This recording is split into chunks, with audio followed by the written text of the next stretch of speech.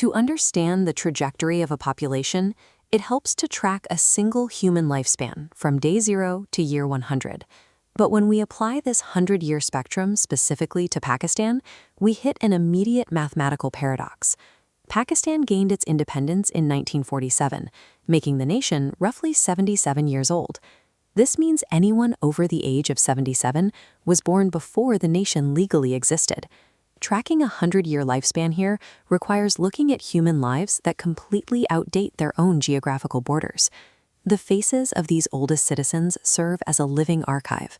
They offer physical evidence of a society's entire sovereign existence, standing as an excellent testament to a culture's endurance.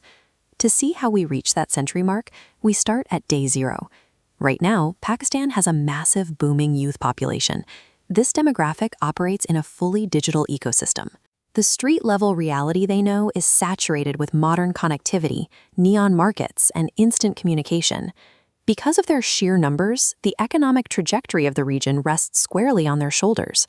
They are actively steering where the country goes next. Yet, for this massive cohort, the friction of original nation-building is abstract history. It sits completely separate from their daily lived reality.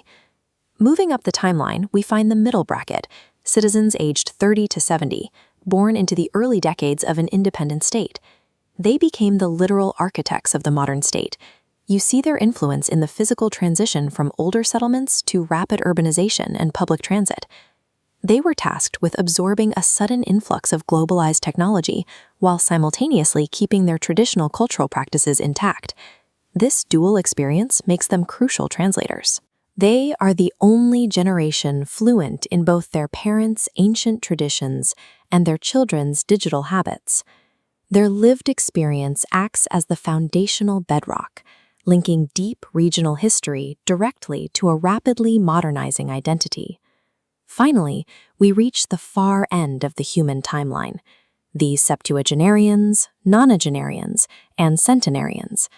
These citizens were born into an entirely different world, a pre-industrial society operating under British colonial rule, where educational and community structures looked nothing like the modern state.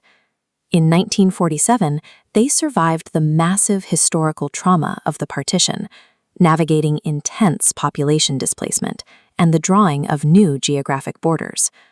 The contrast in their lifespan is stark. They originate from an era of unpaved street markets, yet they now reside in a highly connected, urbanized nation. These elders serve as the ultimate historical authorities. They stand as the only remaining eyewitnesses to the birth of their own nationality. When you place the day-old infant next to the 100-year-old centenarian, the full scope of this demographic journey becomes clear. This reveals demographic continuity. By bridging the gap between those who remember the pre-industrial world and those who only know a digital one, the population maintains its social fabric through constant transition. The constant factor across this entire century is a profound spiritual endurance, a foundational resilience that stays steady while everything else shifts. Witnessing this demographic span offers an excellent, surprisingly grounded perspective on survival. Watching a single person age from 0 to 100 in Pakistan shows a civilization surviving in real time. It leaves us to consider the specific connections within our own family timelines.